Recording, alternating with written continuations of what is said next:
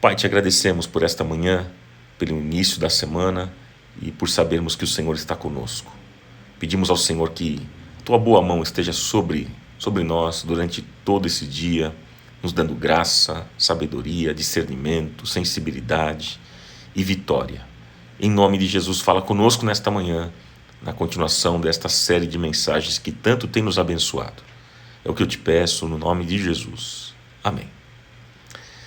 Amém, meus queridos.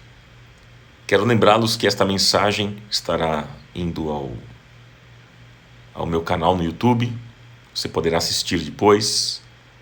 E se você ainda não se inscreveu no meu canal, se inscreva, dê um like, você faça um comentário nas mensagens. É tão importante, isso abençoa tanto. Quando você faz isso, o YouTube também entende como um conteúdo relevante. Então, ative lá no meu canal, ative o sininho de notificações, tá? Para que você receba também as novidades e as mensagens. Tá bom, queridos? Faça isso. Obrigado, Ale. Ale comprou um selinho aqui na live, meu amigo Alexandre, que faz um churrasco maravilhoso, gente. O camarada que sabe fazer um churrasco tá aí, viu? Coisa boa demais, meu amigo. Você manda muito bem. Obrigado, Ilceia. A Ilceia também comprou um selinho. Gente, o tema hoje está muito especial.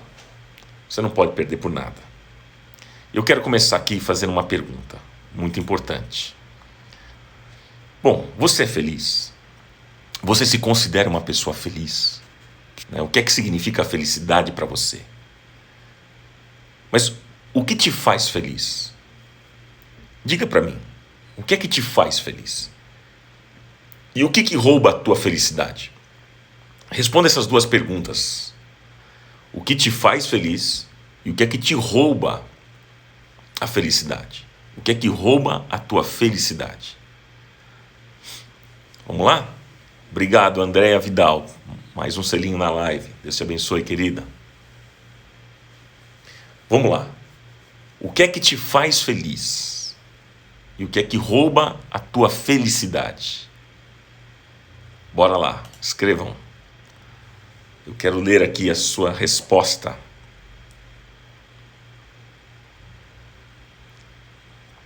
O que é que te faz feliz? E o que é que rouba a tua felicidade? A Márcia disse, sim, eu me considero feliz. Deus é um Deus maravilhoso. A Salete respondeu, o que me faz feliz é estar em paz. A Lena Frias disse, estar com a minha família, que é o que faz ela feliz. O que é que te faz feliz? E o que é que rouba a tua felicidade? A Lena Frias disse que o problema com os filhos, isso rouba a felicidade dela. O Clóvis respondeu, o que me faz feliz é saber que Jesus está diariamente comigo. Débora Solera disse, sou feliz porque sou e não pelo que sou e não pelo que tenho. O que me faz feliz é ver as pessoas bem. O que me rouba a felicidade é a injustiça, a hipocrisia. Vamos lá, gente, vamos lá. A Ilza Maria respondeu, sou feliz sim pelos meus filhos e netos que amo. Nadir escreveu, sou feliz porque tenho paz e comunhão com Deus. Vamos lá, pessoal. Milenioste, minha felicidade vem de Jesus e como é um estado de espírito não me sinto roubada. Vamos lá. Nadir disse, o que rouba a felicidade é ver tantas pessoas sofrendo sem Deus. A Larissa escreveu, o que me faz feliz é a minha relação com Deus, meu esposo, minha família, ter paz. E o que rouba a felicidade é a minha falta de paciência para aguardar as coisas acontecerem na minha vida. Olha lá. Maria Botelho disse, Jesus me faz feliz. O Ricardo escreveu, o que me faz feliz é andar com Jesus e o que tenta me roubar às vezes é a preocupação com o amanhã. Fabiana escreveu, o que me rouba a felicidade são as atitudes erradas de algumas pessoas. O que é que te faz feliz? O que é que rouba a tua felicidade? que rouba a minha felicidade, a preocupação com a minha filha. Feliz é quando estou em paz e saúde, e o que rouba a felicidade são as doenças. Márcia disse, a paciência é torturadora. Vamos escrevendo, pessoal. Gosto da participação de vocês. Vamos lá. Bora lá, escrevam. Estou lendo aqui, não consigo ler todas as respostas, porque passa rápido aqui para mim também, na minha tela, mas eu quero saber o que vocês pensam em relação a isso. O que é que te faz feliz? E o que é que rouba a tua felicidade? Essa foi a pergunta que fiz. A Larissa disse, a ansiedade é algo que rouba bastante a nossa felicidade. Maravilha, pessoal. Muito bom, muito bom. Olha lá, Joana disse, o que rouba a minha felicidade é quando eu vejo a injustiça. Legal, pessoal. Maravilha. Olha lá, todo mundo escrevendo. Fernanda Mello disse, me faz feliz é ter Jesus e a minha família. O que me rouba é ficar pensando no futuro. Bom, vamos lá. Eu quero ler aqui um texto com vocês. A gente vai ler por partes, tá? Esse texto, que é uma história que você já conhece, lá em João, Evangelho de João, capítulo 4, versículo 4. Eu quero ler com vocês primeiro até o versículo 6, do 1 ao 6. Do 1 ao 6. Olha só o que diz. Os fariseus ouviram falar que Jesus estava fazendo e batizando mais os discípulos do que João, embora não fosse Jesus quem batizasse, mas os seus discípulos. Quando o Senhor ficou sabendo disso, saiu da Judéia e voltou uma vez mais a Galiléia. Era-lhe necessário passar por Samaria. Assim chegou a uma cidade de Samaria chamada Sicar, perto das terras de Jacó, que Jacó dera a seu filho José. Havia ali o poço de Jacó. Jesus, cansado da viagem, sentou-se à beira do poço. E isto se deu por volta do meio-dia. Versículo 7 também, olha só. Nisto veio uma mulher samaritana tirar a água. Disse-lhe Jesus, dê-me um pouco de água. Dê-me um pouco de água. Até aqui, por enquanto, tá? Até o versículo 7. Nós lemos, do 1 ao 7 do Evangelho de João, capítulo 4. Depois a gente continua a leitura aqui desse texto, que vai nos ensinar muitas lições preciosas a respeito da felicidade. Bom, gente, deixa eu contar algo aqui interessante. Olha só, conta-se que um cientista começou a fazer alguns experimentos. E o que ele fez? Ele pegou uma pulga, imagina, ele pegou uma pulga e a colocou em cima da mesa. E então ele dava uma batida na mesa e dizia para a pulga pular. E a pulga pulava. E depois ele tirou uma perna da pulga, pegou a pulga, tirou uma perninha e fez o mesmo procedimento. E a pulga pulou. Agora um pouquinho com mais dificuldade, porque ela estava sem uma perna. E depois o cientista tirou outra perna da pulga. Fez o mesmo procedimento e a pulga pulou com um pouco mais ainda de dificuldade. E assim aquele cientista, ele foi tirando uma perna por vez, né? E fazendo seus experimentos, até que a pulga ficou sem pernas. Ele foi tirando uma perna por vez, ela foi tendo mais dificuldades para pular, e aí chegou uma hora que ela ficou sem pernas. E então, ele utilizando os mesmos procedimentos, o cientista tentou por 3 vezes fazer a pulga pular, mas a pulga já não conseguiu mais pular. E aí, olha que curiosidade. Finalizando, o cientista escreveu na sua caderneta de anotações o seguinte. Olha o que ele escreveu. Depois de muitos experimentos, cheguei à conclusão de que pulga sem pernas é surda. Você entendeu a história? Ai, Jesus. Ele foi tirando, para quem está chegando agora, o cientista foi tirando as pernas da pulga e pedia para ela pular. Tirou uma, tirou 2, foi pedindo para ela pular. Aí chegou uma hora que ela ficou sem pernas E ele pediu para ela pular. Ele pediu. E ele pediu para aquela pulga pular, mas ela não conseguiu mais pular. E aí ele escreve, né, na sua caderneta de anotações. Ele diz: depois de muitos experimentos, cheguei à conclusão de que pulga sem pernas é surda. Como disse a Ana Rosa Carpe, pois é, cada um acha uma explicação que lhe convém. Bom, gente, eu contei essa historinha aqui para vocês para dizer o seguinte: presta atenção. Você tem que prestar muita atenção no que eu vou dizer hoje. Você não pode se distrair com outra coisa. Se concentra aqui. Se concentra nesse tempo que nós vamos ter aqui.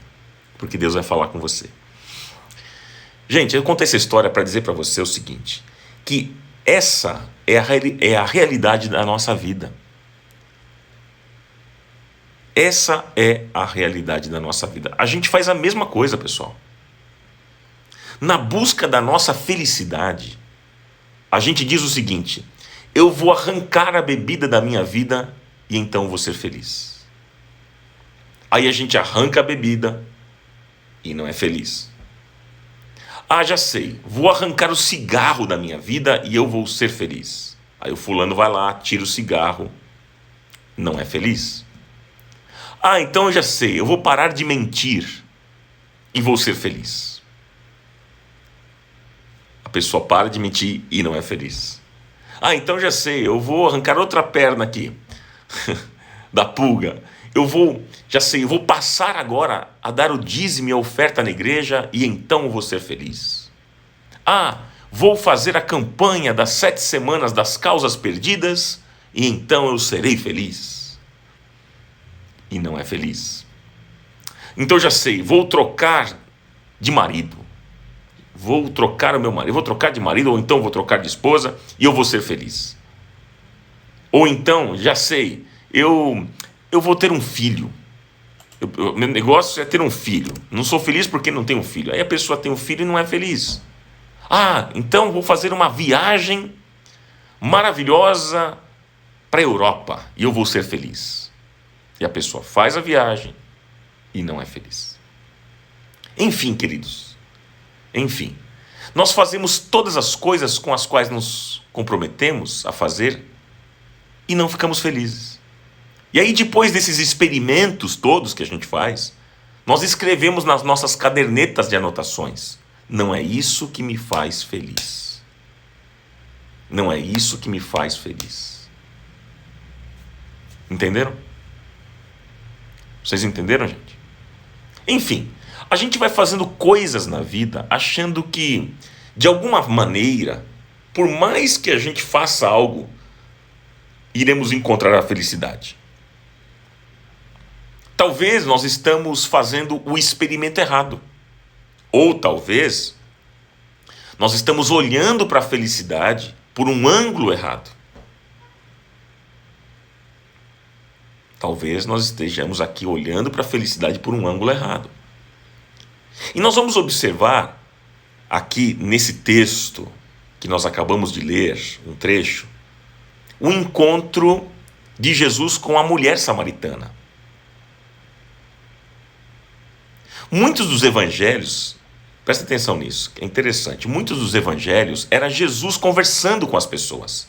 A maior parte dos evangelhos não era Jesus dando ensinos, pregando sermões, não. A maior parte dos evangelhos é Jesus conversando com pessoas.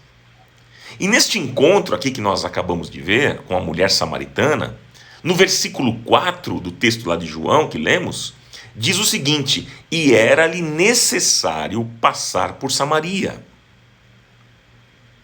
Por que Jesus tinha que passar por Samaria? Por quê? O texto não explica o porquê ele tinha que passar ali. Lembrando, inclusive, que os judeus e samaritanos não se davam bem. Os judeus, inclusive, evitavam aquela estrada, porque era uma estrada perigosíssima e assaltantes samaritanos ficavam ali de tocaia para pegar e assaltar judeus. Então, gente, por que era necessário Jesus passar por aquela cidade, por Samaria? Por quê? Será que Jesus queria passar por ali para se encontrar com aquela mulher? Será que ele queria que essa mulher encontrasse o seu destino? Hein?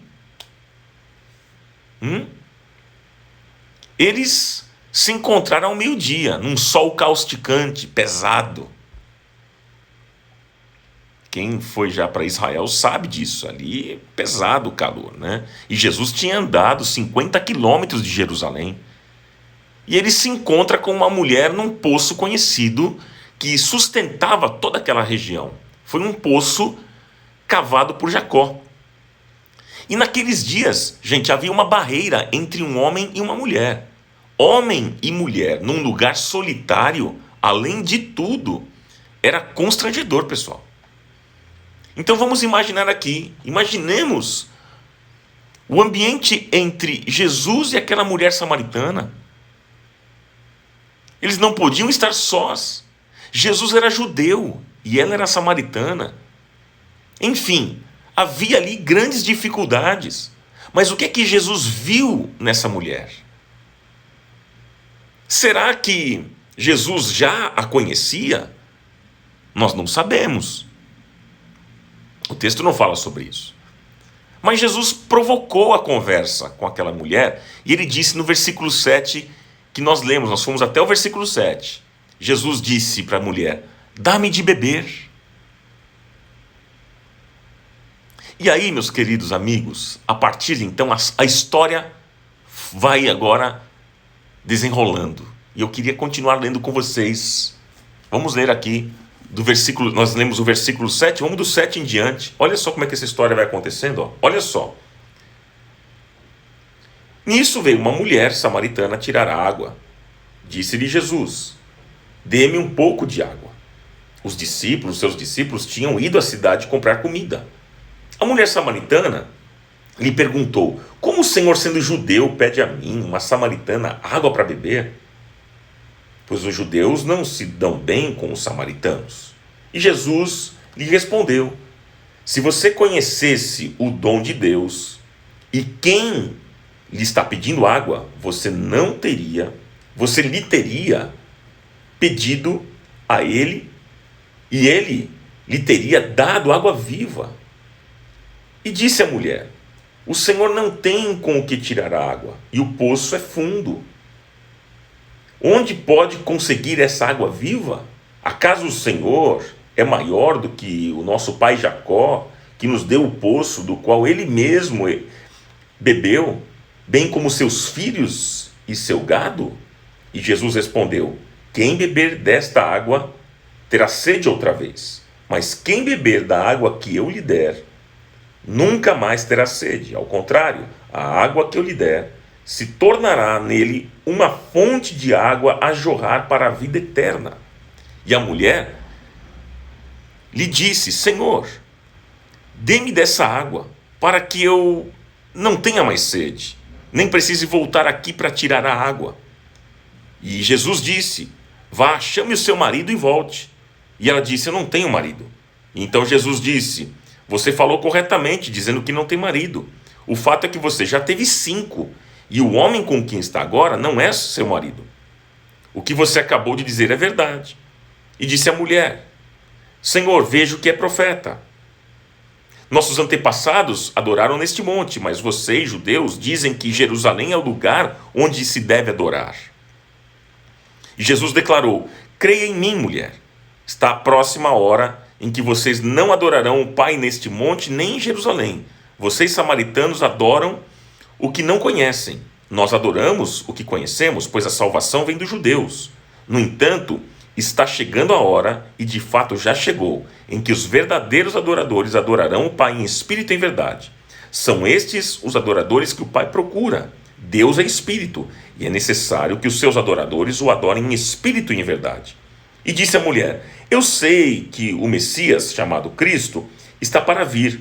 Quando ele vier, explicará tudo para nós. E então Jesus declarou: eu sou o Messias, eu que estou falando com você. E naquele momento, versículo 27, naquele momento, os seus discípulos voltaram e ficaram surpresos ao encontrá-lo conversando com a mulher. Mas ninguém perguntou: que queres saber? Ou por que estás conversando com ela? E então, deixando o seu cântaro, a mulher voltou à cidade e disse ao povo: venham ver um homem que me disse tudo o que tenho feito. Será que ele não é o Cristo? E então saíram da cidade e foram para onde ele estava. Até aqui. Gente, tem muita lição interessante para nós aqui nessa história. Nós vamos observar algumas coisas sobre esta mulher samaritana, porque esta mulher, ela pode desvendar para nós o segredo da felicidade. Essa mulher pode desvendar para mim e para você o segredo da felicidade. Tenha atenção, eu quero destacar aqui algumas verdades sobre essa mulher. Veja só, a primeira verdade que eu encontrei aqui nessa história. Essa mulher era uma mulher muito infeliz. Veja, essa é a primeira verdade. Uma pessoa que se casou 5 vezes é uma pessoa que passou por 5 separações. Um casamento, gente, é como 2 folhas de papel que foram coladas uma à outra. E se a gente for separar essas folhas, uma sairá com um pedaço da outra. Mas nunca mais serão como eram antes. Assim é a separação no casamento. Um sai com pedaços do outro sempre. É um trauma sempre. E a mulher samaritana havia passado por 5 traumas. 5. Veja, essa mulher, ela não era consciente do tamanho da sua infelicidade. A verdade é que a maioria das pessoas hoje vivem uma infelicidade silenciosa. Sabia disso? Muitos vivem uma infelicidade silenciosa, que é uma infelicidade da qual não estão conscientes. É possível termos uma infelicidade e não termos consciência dela? É possível isso? Sim, é possível. Por quê? Porque nós achamos meios de aplicar anestesia em cima da infelicidade ou dissimular a infelicidade. Nós tratamos a nossa infelicidade com aspirina. E essas aspirinas normalmente são um hobby, trabalho, comer muito, bebida, comprar coisas, né? Mostrar e exibir vaidade. Enfim, gente. Enfim.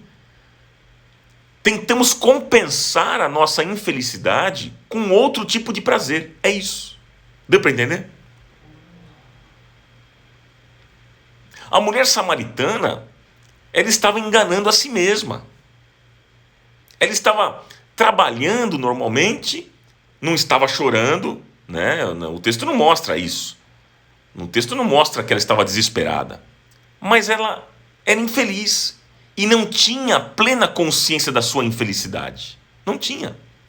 Isso, nós só vamos entender a infelicidade desta mulher vendo o histórico da vida dela. Aí a gente entende a infelicidade dela. Mas Jesus sabia tudo sobre a vida daquela mulher. Assim Ele é conosco, comigo, com você. Ele conhece todas as suas angústias, Ele conhece todas as suas dores, Ele conhece os segredos da sua alma. Jesus vê o seu choro, Ele ouve o seu grito de socorro. Ele nos conhece melhor do que nós mesmos. Então, a primeira verdade que eu destaco da vida dessa mulher é que ela era uma mulher infeliz. Segunda verdade, ela era uma mulher religiosa. Ela era uma mulher religiosa. Veja, ela conhecia a Bíblia. Ela não era analfabeta da religião. Não, não era. Ela tinha questionamentos bons e até interessantes. Veja, ela queria saber qual era o lugar certo para adorar a Deus. O versículo 20, olha só como ela conhecia as Escrituras. Veja só o que diz o versículo 20, olha lá. Os nossos antepassados adoraram neste monte, mas vocês, judeus, dizem que Jerusalém é o lugar onde se deve adorar. Então ela estava com questionamentos. Ela queria saber qual era o lugar para se adorar. Ela conhecia os detalhes da religião. Mas, gente, guarde o que eu vou dizer para vocês. Religiosidade não resolve o problema da felicidade. Vou repetir. Religiosidade não resolve o problema da felicidade. Você se tornar um religioso não é isso que vai te fazer feliz. Muitas pessoas são muito religiosas, mas não são felizes. Então veja as características desta mulher. Observe, né, as verdades sobre essa mulher. Primeiro, ela era uma mulher muito infeliz. Segundo, ela era uma mulher religiosa. E terceiro, ela era uma mulher muito sincera. Você observa no texto que não havia falsidade na fala dela. Não. Quando Jesus pediu para ela chamar o marido, o que ela disse? Ela mentiu para Jesus? Não. Ela não mentiu, nem deu desculpas. Ela falou a verdade, dizendo que não tinha marido. Então, ela era uma mulher sincera. Ela era infeliz, verdade, religiosa, mas era sincera. Agora eu pergunto para vocês aqui, presta atenção, como é que a infelicidade entra no coração de uma pessoa? Como? Eu vou aqui dar alguns caminhos para vocês. Como é que a infelicidade pode entrar na sua vida? Hein? No seu coração. Primeiro, anote, pelo acúmulo de frustrações. Pelo acúmulo de frustrações.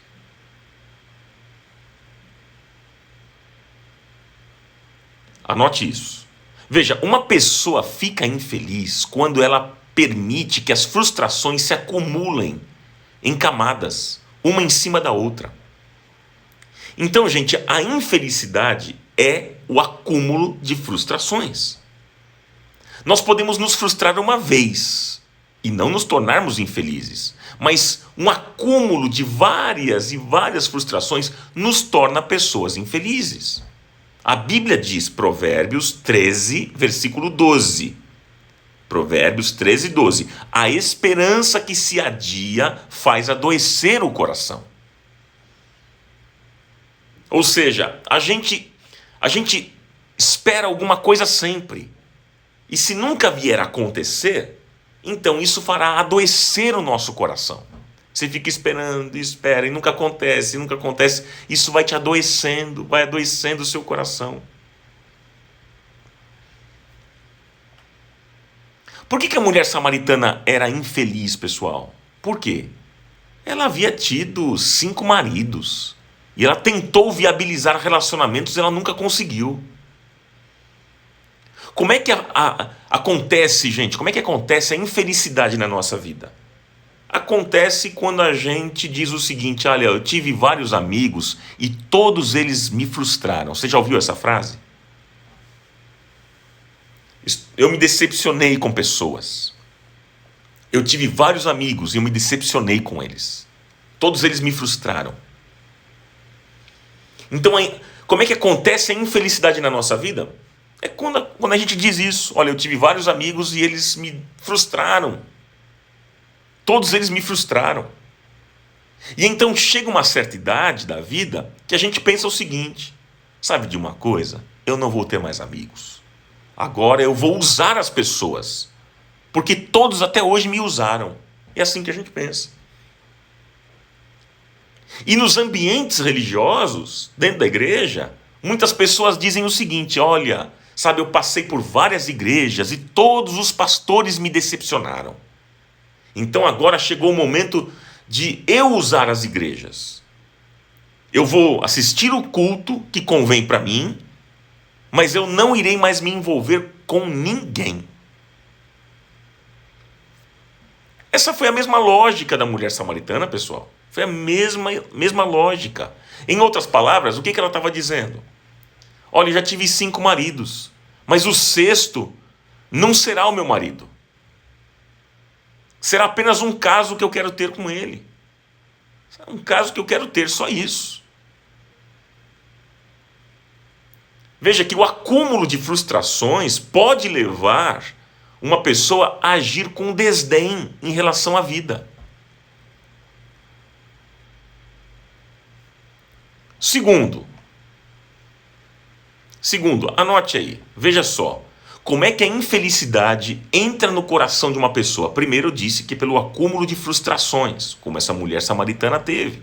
Segundo, por acreditar que a felicidade acontece por mágica. Esse ponto é muito importante. Veja, presta atenção, como é que a infelicidade entra no coração da gente? Entra no coração de uma pessoa? Por acreditar que a felicidade acontece por mágica. Amigos, quando Jesus oferece a água que transforma a vida, a mulher queria ali de imediato. Me dá esta água, Jesus. Sabe o que acontece? A gente faz o mesmo nas igrejas. A gente faz igualzinho, pessoal. Nós vamos para o culto para receber a oração do pastor e então a gente pensa que a felicidade chegará de imediato. Ah, já sei, no final do culto eu vou em direção ao pastor e vou pedir para ele colocar a mão sobre a minha vida, ele vai orar por mim e eu vou agora ser feliz.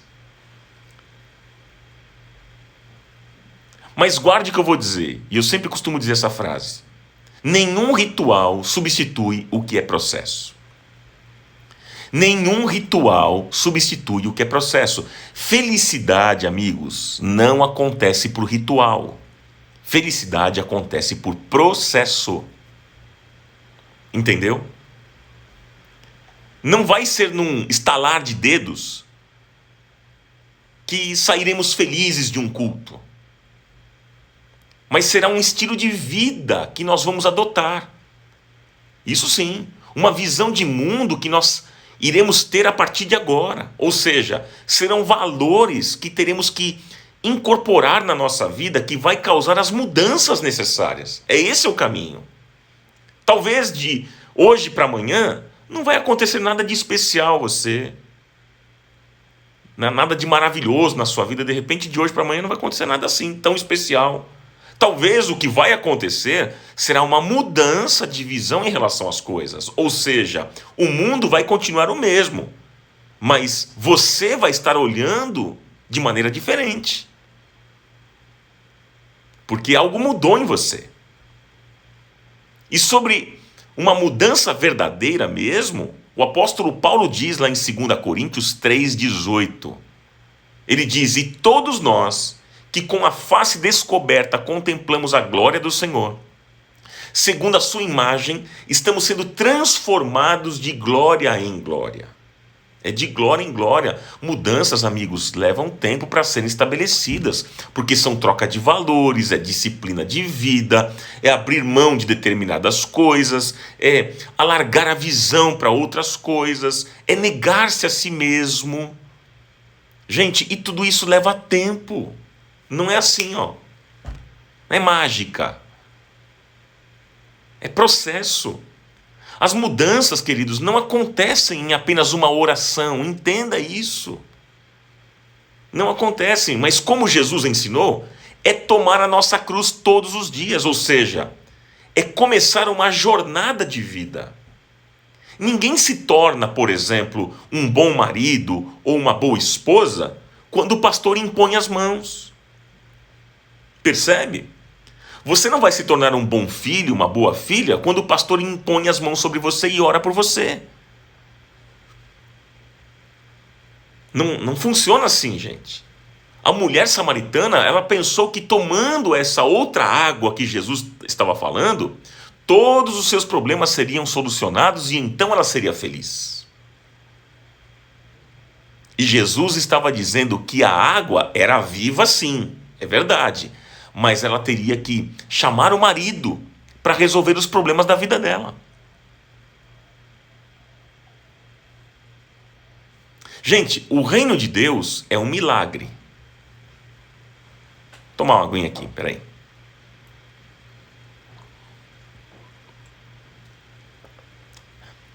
O reino de Deus é um milagre.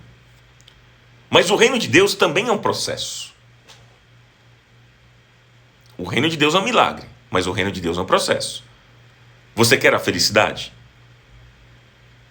Então, nós queremos a felicidade, então nós teremos que aprender preceito após preceito, obediência após obediência, é dia a dia, de glória em glória, incorporando os valores de Deus, até o dia que poderemos dizer que somos felizes com o nosso Senhor.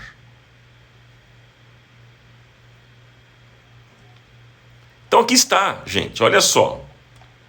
A pergunta que eu fiz foi a seguinte: como é que a infelicidade entra no coração de uma pessoa? Primeiro, pelo acúmulo de frustrações. Segundo, por acreditar que a felicidade acontece por mágica. Terceiro, olha só, como é que a infelicidade acontece no coração de uma pessoa? Por viver uma vida dupla. Olha só, a mulher, ela tinha uma vida errada em casa, mas ela tinha uma vida religiosamente correta. Uma pessoa, ela é infeliz quando ela se divide por dentro, quando ela é rasgada por dentro. Santidade, gente, vem da palavra integridade, que significa integridade é ser inteiro.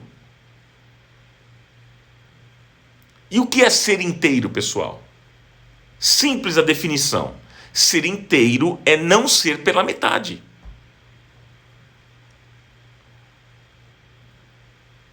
Quem vive uma vida rasgada, uma vida dividida, não é santo. Ser inteiro significa o seguinte, que o que eu sou aqui, eu sou lá. E eu sou acolá.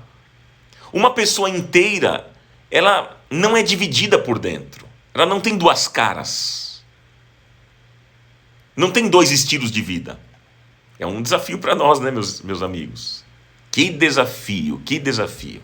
Vivermos de maneira inteira para Deus. Porque por vezes a gente vacila, a gente peca contra Deus. Mas o bom é saber que há a oportunidade de nós voltarmos ao primeiro amor, voltarmos arrependidos e o Senhor nos restaura novamente.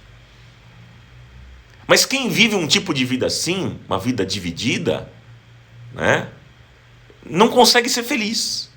Porque para ser feliz é necessário viver uma vida inteira. Quem vive uma vida dividida é o tipo de pessoa que é dissimulada, que mente o tempo todo para encobrir outras mentiras. E chega um momento que ela já não sabe mais o que é verdade e o que é mentira. De tanto que ela mente, ela já não sabe mais o que é verdade e o que é mentira. Já misturou tudo. E ela até começa a acreditar na mentira. Tem muita gente que de tanto mentir, começa a acreditar na mentira. Ou seja, a mentira passa a ser a verdade dessa pessoa. E a mulher samaritana estava com esta vida dupla, essa vida dividida. Ela conhecia os valores religiosos, conhecia sim, mas esses valores não se aplicavam na vida dela. Como disse meu amigo Ricardo aqui Almeida, que intenso esse desafio. É verdade, meu amigo. Como disse a Márcia, faz da própria mentira a própria verdade. É isso. Veja, é forte, né? Difícil. É difícil. Vamos continuar? Número 4. Quando é que a infelicidade chega no coração de uma pessoa? Quando? Número 4. Por ter uma relação religiosa com o sagrado. Por ter uma relação religiosa com o sagrado. Olha só que interessante. A mulher samaritana, ela tinha questionamentos religiosos. E todos esses questionamentos eram impessoais. Ela fez perguntas para Jesus. Mas todas as perguntas que ela fez não diziam nada em relação à vida dela. Vocês perceberam isso? Ela não fala sobre ela. As perguntas que ela estava fazendo eram sobre doutrina, sobre coisas técnicas da teologia. É isso que ela estava falando. E sabe, queridos, deixa eu dizer uma coisa para vocês. Muitas vezes nós ficamos preocupados em conhecer e saber doutrina e teologia. Isso é bom, claro, nós devemos conhecer cada vez mais. Medite na palavra, leia mais a palavra, faça isso, porque a palavra vai produzir vida em você. É importante. Mas eu fico pensando, tudo isso se aplicará na nossa vida pessoal? Quando eu leio as Escrituras, isso se aplica à minha vida? Vai se aplicar à minha vida? Qual vai ser o uso dessas verdades na minha vida? Quando eu leio a palavra, eu tenho que pensar isso. Qual vai ser o uso disso aqui na minha vida? Como é que isso se aplica na minha vida? A doutrina mais importante que nós devemos saber não é a doutrina que diz respeito aos assuntos técnicos da religião, mas sim aquela que diz respeito à nossa vida pessoal. Pessoas desestruturadas não gostam de confrontos pessoais, mas preferem se ater em generalidades, por ser mais fácil, e não exigir confrontos para a mudança de vida.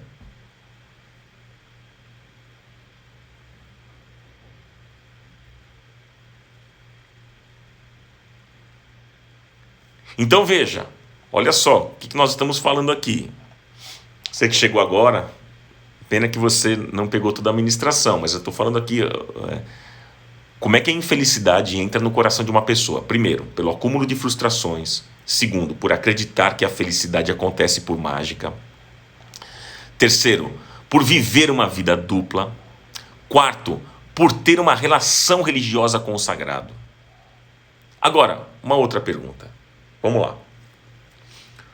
Como é que Jesus apontou o segredo da felicidade para a mulher samaritana? Vamos fechar essa história aqui. Vamos resolver essa história. Como é que Jesus aponta um caminho da felicidade para aquela mulher? Hein? Vamos lá. Número 1, anote. Jesus atiçou desejos que estavam escondidos na alma da mulher. Jesus atiçou desejos que estavam escondidos na alma daquela mulher. Olha, ela tinha desejos. E Jesus disse que tinha uma água. Ela tinha desejos e Jesus tinha água. Jesus permitiu que a mulher aflorasse seus desejos. Ela tinha desejos escondidos. Ela tinha anseios que ela não sabia como trabalhar, não sabia como resolver essas necessidades. E ela vinha jogando tudo isso para um canto da alma. Mas Jesus traz esses anseios de volta para essa mulher, dizendo o seguinte para ela: mulher, se você tem anseios, existe alguém que pode satisfazê-los. Será que você nunca... Será alguém... Está dizendo aqui em outras palavras, será alguém que você nunca se decepcionará. Pelo contrário, sairá da sua alma uma fonte de alegria que saltará para a vida eterna. Jesus estava dizendo para a mulher. É o Senhor quem satisfaz os desejos da nossa alma. Deixa eu dizer para você, é o Senhor quem satisfaz os desejos da nossa alma. É só Ele. Jesus queria mostrar para aquela mulher que se ela experimentasse da água que Ele daria, ela poderia voltar a sonhar e ser amada por aquele que é um amigo mais chegado que um irmão. Poderia sentir segurança de alguém que jamais iria abandoná-la, nem iria abusar dela ou usá-la. Ela poderia voltar a sorrir, poderia voltar a cantar, porque alguém iria amá-la de verdade e manifestar esse amor na vida dela. Romanos capítulo 5, versículo 5. E a esperança não nos decepciona, porque Deus derramou o seu amor em nossos corações, por meio do Espírito Santo que Ele nos concedeu. Então veja, como é que Jesus aponta um caminho, apontou o segredo da felicidade para aquela mulher? Primeiro, Ele atiçou desejos que estavam escondidos na alma daquela mulher. E é o Senhor quem satisfaz esses desejos, meus irmãos. É Ele, somente Ele. Segundo, anote, Ele chamou a mulher para se reintegrar. Ele chamou a mulher para se reintegrar. A vida dessa mulher era como água e óleo dentro de uma mesma garrafa. Ou seja, tinha uma vida religiosa e uma vida pessoal. Água e óleo não se misturam, não é verdade? Você consegue ver a água e o óleo. A vida dessa mulher era assim, dentro de uma mesma garrafa. Ela tinha uma vida religiosa e uma vida pessoal. E Jesus queria fazer com que a vida religiosa daquela mulher tivesse efeito na vida particular dela. E então, sendo assim, ela seria feliz. Quem vive conectado e achando o seu equilíbrio em Deus é feliz.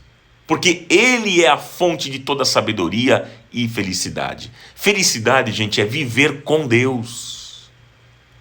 Isso é felicidade. A conversão de um pecador é um milagre instantâneo, é verdade. Mas a construção deste novo homem em um santo de Deus será uma tarefa que levará a vida inteira. É o que diz 2 Coríntios 3,18. 2 Coríntios 3,18. E todos nós, que com a face descoberta contemplamos a glória do Senhor, segundo a sua imagem, estamos sendo transformados de glória em glória, a qual vem do Senhor, que é o Espírito.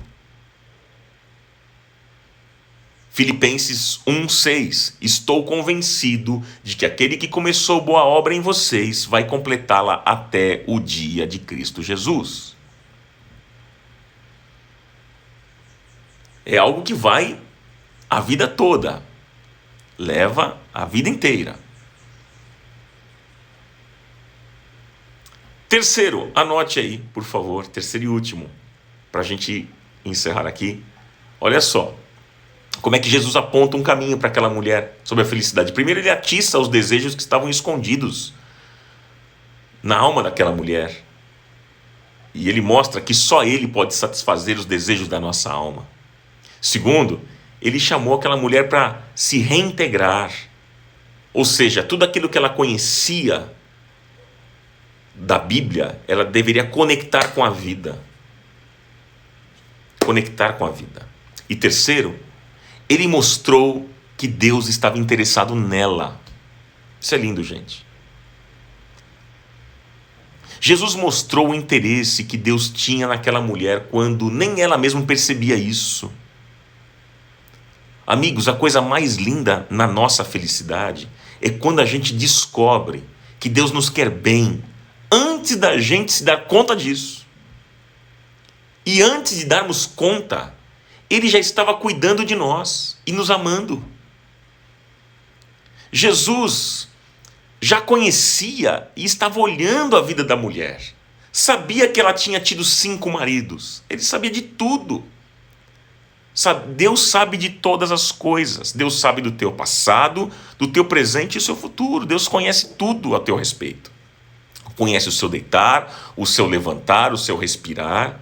Deus conhece os seus pensamentos antes de serem pensados. Deus conhece as suas palavras antes de serem ditas. Deus sabe exatamente o que você está pensando agora. Ele sabe tudo. E o conhecimento que Deus tem da nossa vida passada, da nossa vida pregressa, não faz com que Ele nos rejeite. Pelo contrário, faz Ele nos querer bem, porque eu e você, todos nós, somos especiais para Deus. Isso é lindo, gente. Isso é lindo. Felicidade, então, o que é? Felicidade é saber que eu sou importante para alguém. Nós somos importantes para alguém que é muito mais importante do que qualquer pessoa neste mundo. Nós somos importantes para o coração de Deus. Ele nos amou primeiro. 1 João 4,19. Ele nos amou primeiro. E Jeremias 31:3 diz: com amor eterno te amei, diz o Senhor, e por isso eu nunca desisti de você. Eu nunca desisti de você, com amor eterno te amei, por isso eu nunca desisti de você. Como é bom a gente saber que somos amados de Deus, não é verdade? Isso é felicidade, é saber que eu sou importante para Ele. Por isso que eu tenho falado com vocês nesta série de mensagens, que existe uma felicidade do mundo e existe a felicidade de Deus. Você pode ser feliz aos olhos do mundo e não ser feliz aos olhos de Deus. E você pode ser feliz aos olhos de Deus e não ser feliz aos olhos do mundo. Você quer ser feliz aos olhos de Deus ou aos olhos do mundo? Alguém perguntou, 1 João o quê? 1 João 4,19. 1 João 4,19. Eu quero concluir com vocês e perguntar, para a gente orar aqui. Você hoje identifica algum caminho errado, algum alvo errado, o qual você tem buscado para alcançar a felicidade? De repente você está buscando a felicidade em alguma coisa errada. O foco está errado.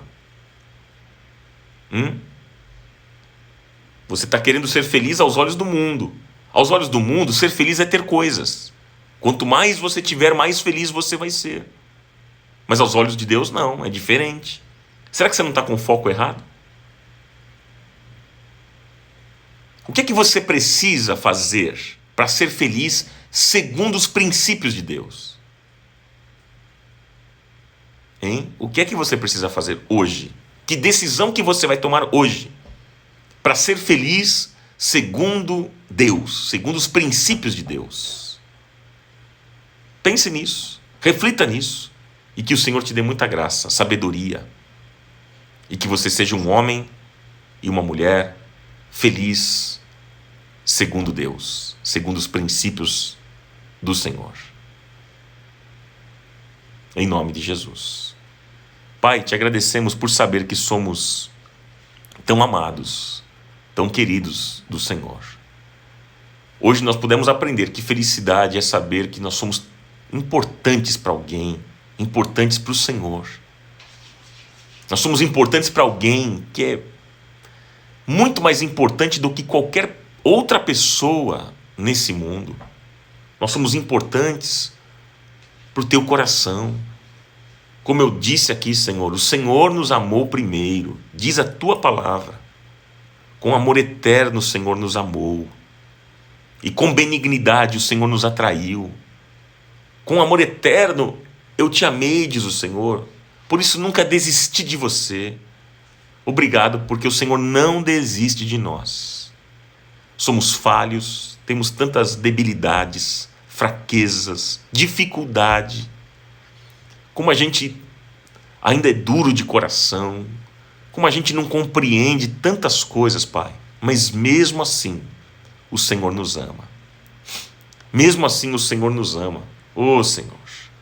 Coisa mais linda, Senhor, na nossa felicidade é quando a gente descobre que o Senhor nos quer bem antes da gente se dar conta disso. Ô, Pai, obrigado, porque antes da gente se dar conta dessas coisas, o Senhor já estava nos amando, já estava cuidando de nós. Obrigado, Senhor, obrigado por isso, por esta verdade que hoje a gente pôde aprender, que o Senhor nos quer bem, que o Senhor nos ama, que somos especiais para o Senhor. Isso é tão bom a gente saber, é tão maravilhoso, é tão poderoso essa declaração. Ô Senhor, nós queremos viver esta felicidade segundo Deus. Ajuda-nos, Pai. Ajuda-nos, abençoa-nos, fortalece-nos, Pai, nesta manhã. Que a gente consiga entender estas verdades e aplicá-las na nossa vida, Senhor. Nós não queremos ser religiosos, apenas conhecedores das Escrituras, mas nós queremos aplicar todas essas verdades que aprendemos e temos aprendido na nossa vida. Leva-nos a isso, Senhor. Ajuda-nos, Pai. Dá-nos um coração para isso. E abençoa a nossa vida. Eu oro, Pai, em nome do Senhor Jesus, que o Senhor nos dê uma semana abençoada e vitoriosa. Uma semana de graça. Uma semana, Senhor, de vida. E vida abundante. Que possamos desfrutar esta vida poderosa, essa vida abundante nesta terra. Porque é isso que o Senhor tem para cada um de nós. Em nome de Jesus, guarda-nos, livra-nos do mal e abençoa-nos nessa semana. Abençoa a minha vida, abençoa a vida dos meus irmãos. Em nome de Jesus. E que na quarta-feira, ao encerrarmos esta série, tratando do último tema, que o Senhor fale poderosamente ao nosso coração. Nós estamos aqui já sedentos, aguardando para o próximo encontro, porque sabemos que o Senhor vai falar poderosamente. Em nome de Jesus, nós te louvamos e te agradecemos. Amém.